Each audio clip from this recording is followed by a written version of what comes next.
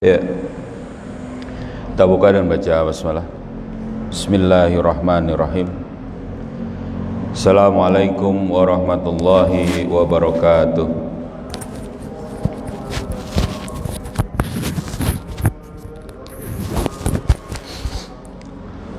Alhamdulillah, nahmaduhu wa nasta'inuhu wa nastaghfiruh wa na'udzu billahi min syururi anfusina wa min sayyiati a'malina.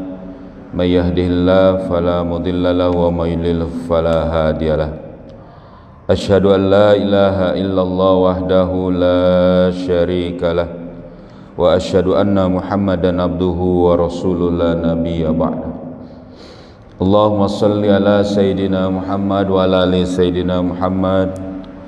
Rabbi israh li sadri wa yassir li amri wahlul 'uqdatam min lisani yafqahu qawli. Subhanaka la ilma lana illa ma 'allamtana innaka antal alimul hakim. Amma ba'd.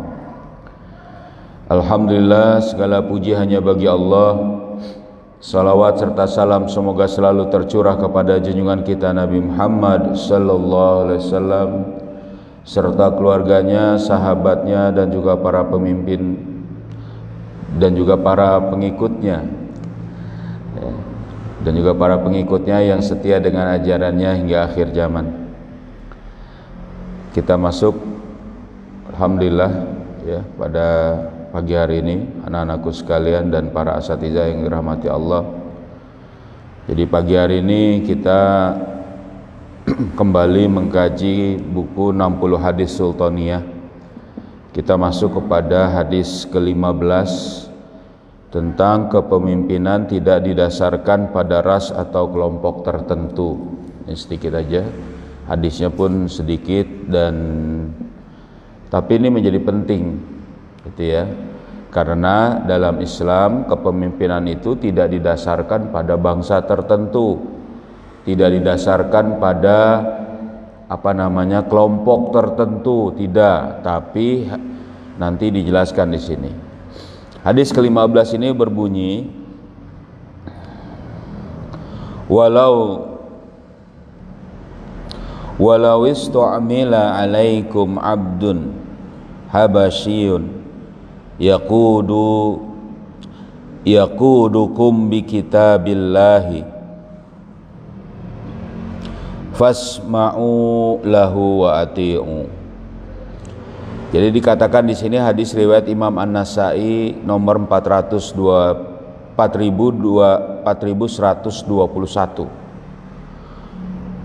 Dikatakan walau ista'mala alaikum, dan seandainya seorang abdun, seorang budak hitam diangkat sebagai pemimpin atas kalian, ya.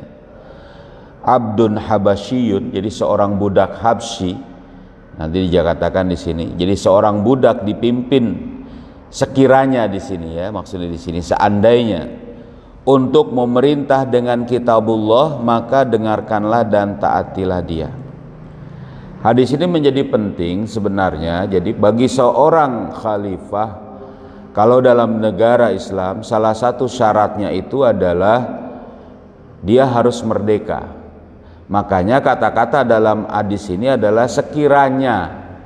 Sekiranya yang dimaksud di sini adalah bisa jadi maksudnya itu bukan bisa jadi. Maksudnya di situ adalah menjadikan tekanan bagi orang untuk taat kepada pemimpinnya, bukan untuk mewujudkan ya apa yang dikatakan sekiranya. Ya kan? Jadi maksudnya di sini adalah bukan untuk mewujudkan apa yang sekiranya. Nah, karena nanti ada syarat, ada hadis, ada dalil yang lain bahwa seorang khalifah itu adalah apa? Dia harus merdeka. Nah, gitu. Karena dia tidak boleh terkungkung oleh kepentingan dari pihak lain. Nah, gitu. Jadi ini menjadikan bahwa hadis ini juga menunjukkan tidak boleh ada dari golongan tertentu. Karena di sini apa? Menghilangkan satu kondisi yaitu kalaupun gitu loh, seorang hamba budak Habsyi yang menjadi pemimpin kamu, maka kamu tetap harus taat. Nah, ini dalam sistem khilafah. Ya. Kenapa kok harus dibuat seperti ini?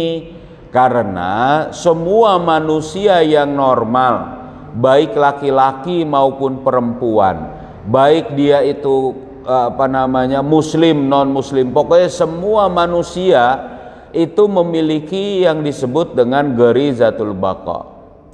Dia memiliki naluri garizatul baqa seseorang ini, penampakannya itu atau munculnya itu dalam dua, apa itu? Hubus siyadah wa hubut tamaluk. Cinta kepemimpinan dan cinta kepada harta. Jadi setiap orang itu pengen memimpin, walaupun dia budak, walaupun dia orang merdeka, dia tuh pasti pengen memimpin. Kenapa? Karena dalam dirinya itu ada dorongan itu, bisa memimpin. Nah, ini nanti tergantung apakah dia mampu atau tidak. Tapi kadang ada juga seorang budak pun mampu, misalnya begitu, untuk dikatakan dia menjadi pemimpin. Tapi menjadi syarat yang lain nanti dijelaskan apa itu, bahwa maksudnya di sini ya adalah kepada objeknya, bukan yang memimpinnya. Ya. Jadi objeknya itu atau orang yang dipimpinnya itu harus taat meskipun siapa saja yang memimpin kamu. Sedangkan subjeknya, sedangkan pelakunya itu menjadikan kondisi dari hadis ini adalah apa? Siapa saja, tidak boleh dari golongan tertentu. Kenapa kok ada yang mengatakan kenapa kok tidak boleh dari golongan tertentu? Karena ada yang mengatakan pemimpin itu adalah harus dari golongan tertentu. Makanya dijelaskan di sini, hadis ini menjadi dalil bagi kalangan yang berpendapat bahwa keturunan ya Quraisy bukanlah syarat menjadi seorang penguasa, namun hanya merupakan karakter atau sifat yang lebih diutamakan saja. Jadi afdoliyah. Jadi gini, Nabi Muhammad SAW itu dari golongan orang-orang Quraisy, dari golongan Quraisy, dari suku Quraisy di Mekah. Suku Quraisy ini adalah suku yang memerintah atau yang menguasai Mekah dan mengatur Mekah dari dari zaman dahulu. Nah, suku Quraisy inilah yang memberi makan kepada para tamu, memberi minum kepada para peziarah yang datang ke Mekah dari zaman dulu. Dan dialah yang memerintah, yang mengatur Mekah. Ya. Lalu kemudian Rasulullah SAW dilahirkan dari suku itu dan Allah memilih dari suku itu, dari yang terbaik di situ. Apa? Nabi Muhammad menjadi nabi dan rasul. Lalu orang-orang kemudian menempatkan pemahaman bahwa yang jadi penguasa, pemimpin atau khalifah bagi umat Islam setelah Rasulullah harus dari Quraisy. Apalagi berikutnya digantikan oleh Abu Bakar As-Siddiq Rasulullah, digantikan oleh Umar bin Khattab, digantikan oleh Utsman bin Affan, digantikan oleh Ali bin Abi Thalib radhiyallahu anhum. Ya, semuanya kemudian itu dari kalangan Quraisy. Akhirnya mereka mengatakan harus dari suku Quraisy. Padahal Rasulullah SAW mengatakan dalam hadis ini gimana? Boleh dari yang lain, meskipun sekiranya dari budak Habsyi, dari orang hitam, dari seorang budak yang memimpin kamu, sekiranya, walaupun nanti kalau dijelaskan siapa yang memimpin ada lagi dalilnya. Nah, jadi ini boleh yang lain. Terus gimana kalau ada Quraisy? Boleh, alhamdulillah, lebih utama apalagi kalau ada orang Quraisy yang mampu, cakap dan bisa, boleh kita jadikan pemimpin gitu. Paham nih yang pertama? Ya. Jadi ini menunjukkan bahwa ada kata di situ boleh siapa saja. Jadi tidak dibatasi. Bahkan tidak didasarkan. Lalu kepemimpinan dalam Islam tidak didasarkan kepada karakteristik pribadi seorang pemimpin. Nah, seperti ras ya satu negeri, tetapi berlandaskan pada sumber aturan yang mereka terapkan. Jadi kepada sistemnya. Jadi di sini menunjukkan dari hadis ini bahwa apa, pada saat ada kata yaqudukum bi kitabillah, ya kan, yang di situ memimpin kepada kalian dengan kitab Allah, ini menunjukkan bahwa sistemnya. Nah, jadi bukan orangnya, orangnya sudah dijelaskan sebelumnya, maksudnya di situ bukan cuma orangnya gitu. Jadi ganti orang, sistemnya misalnya tetap tidak boleh, ya gitu ya, harus semuanya, baik sistem ataupun orangnya. Jadi kalau misalnya sekarang nih ganti pemimpin, ganti misalnya yang orang pada pingin ganti presiden, ganti misalnya di sini raja, ganti juga sultan misalnya, tapi kemudian di situ sistemnya tidak menurut syariat Islam, nggak boleh. Bukan cuma nggak boleh gantinya atau cuma sebatas gantinya, tapi sistemnya bukan sistem Islam, nggak bisa. Ya. Karena di situ ada kata dia dipimpin dengan kitabullah, memimpin kalian dengan kitabullah, berarti ada sistem Islam. Begitu juga ini menunjukkan tadi yang ayah katakan, apa? Objek, ya, ketaatan kepada pemimpin merupakan sebuah kewajiban jika pemimpin mengatur dengan Al-Quran dan As-Sunnah. Jadi hadis ini menunjukkan juga penguatan kalau orang ini sudah memimpin dengan kitabullah, ya kan, maka fasma'u lahu wa ati'u, katanya, kata Rasulullah, ya, maka dengarkan dan taati. Jadi kalau pemimpin sesuai kitabullah dan sunnah, sesuai syariat Islam, wajib kita taati, meskipun dia dari golongan selain dari golongan yang utama tadi. Afdolnya memang Quraisy, dia bukan Quraisy, tidak apa-apa, ya. Riwayat yang serupa juga ditemukan dalam Sahih Muslim. Jadi hadis ini bukan cuma diriwayatkan oleh Imam An-Nasai, tapi juga diriwayatkan oleh Imam Muslim, yang tidak menyebutkan kata Habasyi. Kalau di sini dikatakan gitu, abdun habasyiyun, jadi budak Habsyah, budak yang hitam dari bangsa Habsyah, Habasyi, ya kan? Dan ditemukan pula pada riwayat-riwayat yang lain. Karena hadis tersebut merupakan bagian dari khutbah wada Rasulullah SAW pada ibadah haji yang terakhir. Nah, jadi maksudnya Rasulullah SAW itu memberikan pesan kepada umat Islam tentang taat kepada pemimpin siapapun dia. Wah, kalau siapapun dia, kalau di sini ada contoh budak, berarti boleh dong budak menjadi tadi khalifah? Tidak, karena nanti bentur dengan hadis atau dengan ayat atau dengan ketentuan yang lain. Jadi ini maksudnya menekankan pemimpin, gitu loh, ya, untuk ditaati, dan pemimpin dari siapa saja yang tidak berbentur dengan hadis atau dalil yang lain, ya. Nah, semua riwayat yang serupa menekankan tentang pentingnya sikap taat kepada pemimpin. Itu tadi yang saya katakan, ya. Bahkan andai kata seorang yang dipandang paling rendah oleh masyarakat telah diangkat menjadi pemimpin, maka ia pun harus ditaati sepanjang ia memerintah dengan syariat Islam. Nah, gitu. Jadi kalau dia memerintah tidak dengan syariat Islam, nggak wajib taat, ya. Nggak boleh, bahkan haram mentaatinya, ya. Jadi ada orang yang memerintah dengan sistem kufur, dengan sistem demokrasi, gimana tuh? Haram, ya. Nggak boleh kita mentaatinya. Loh, kalau gitu gimana kok sekarang kita kok taat juga tuh? Kita malah ikut-ikutan kayak gini kayak gitu. Kita ikutan itu bukan taat kepada dia, tapi memang berdasarkan kepentingan kita, gitu misalnya maksudnya. Ya.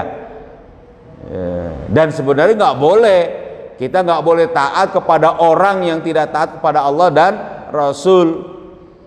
Gitu. Hadisnya jelas di depan, itu sudah kita bahas. Ya.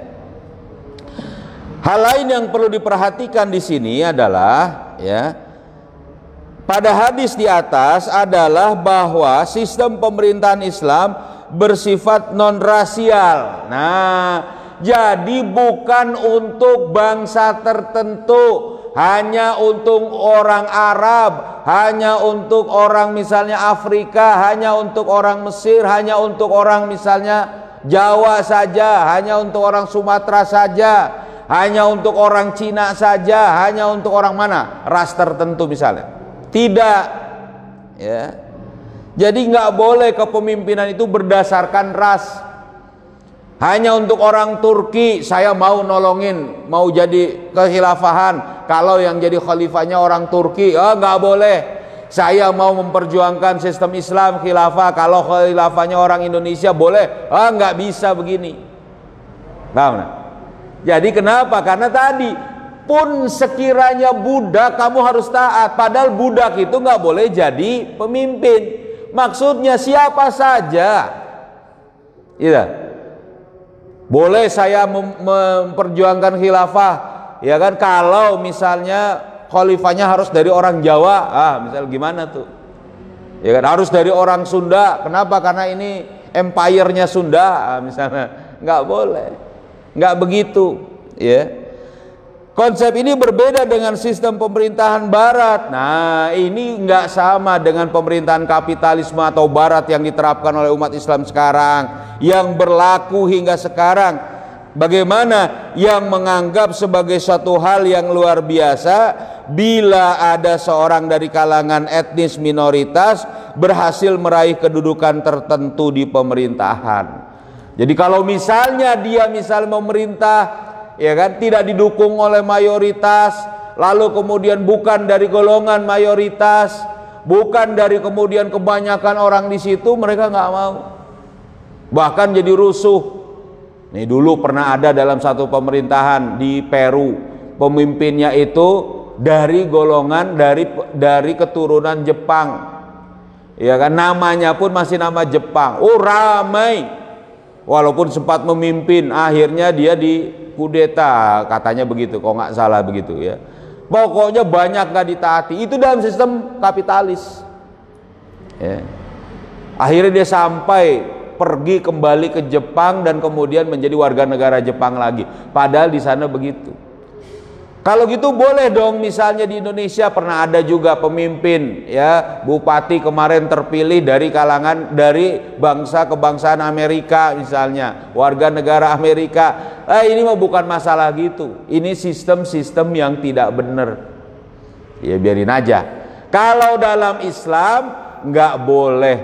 Bagaimana menempatkan perbedaan perlakuan dengan taat kepada seseorang dikarenakan ketaatan itu berdasarkan ras dan golongan seseorang. Kalaupun siapapun dia, maka wajib untuk taat dengan cara, ya, dengan kondisi dia ini mentaati Al-Quran dan As-Sunnah. Jadi sistemnya, paham di sini? Jadi dalam Islam tidak boleh ada golongan atau ras tertentu yang kemudian ditetapkan menjadi pemimpin. Terus gimana kalau misalnya seorang pemimpin, seorang khalifah menetapkan misalnya pegawai-pegawai di bawahnya itu berdasarkan apa, ya, golongan tertentu, keluarga tertentu, suku tertentu dari dia misalnya. Nah, ini akan dihisab oleh Allah. Kita harus tetap taat. Misalnya seorang yang menjadi khalifah, dia sudah benar menjalankan kitabullah, lalu ternyata miring-miring dikit, dia menetapkan ini berdasarkan keluarganya, berdasarkan suku ini, berdasarkan misalnya nepotisme lah, nanti dijelaskan, ya, mudah-mudahan larangan nepotisme sebenarnya. Gimana ini? Titik kita adalah kita tetap taat kepada dia, karena khalifah itu tetap ditaati selama dia menjalani kitabullah dan sunnah. Kita pun nggak boleh kemudian urusan seperti itu dengan cara kita tahu itu tidak diperbolehkan. Lalu kita tetap memuhasabah dia, meluruskan dia, mengingatkan dia. Ya, jadi tetap di situ kondisinya harus sesuai syariat. Tapi saya pilih orang ini kebetulan dari suku ini, kebetulan dari keluarganya, karena memang cakap, karena memang bagus, ya silahkan. Karena memang mampu, itu boleh. Ya, karena kemampuannya misalnya, ya. Dan dia tetap harus ditaati. Paham di sini? Jadi makanya hadis ini walau istu'mila alaikum abdun habasyun yaqudukum bi kitabillahi fasma'u walahu wa ati'u. Gitu ya. Ada pertanyaan? Di atas ada pertanyaan? Ada. Oke, lelah sekali di atas. Ada? Nggak ada ya? Cukup. Kalau nggak ada, ya kita akhiri. Insyaallah sedikitnya nggak apa-apa. Insyaallah nanti kita lanjutkan lagi. Ya. Mari kita tutup dengan membaca surat Al-Asr. Bismillahirrahmanirrahim. Wal asri innal insana lafi khusrin illa alladzina amanu wa amilus solihati wa tawasau bil haqqi wa tawasau bis sabr. Subhanakallahumma wa bihamdika asyhadu an la ilaha illa anta astaghfiruka wa atubu ilaik. Assalamualaikum warahmatullahi wabarakatuh. Pelajarannya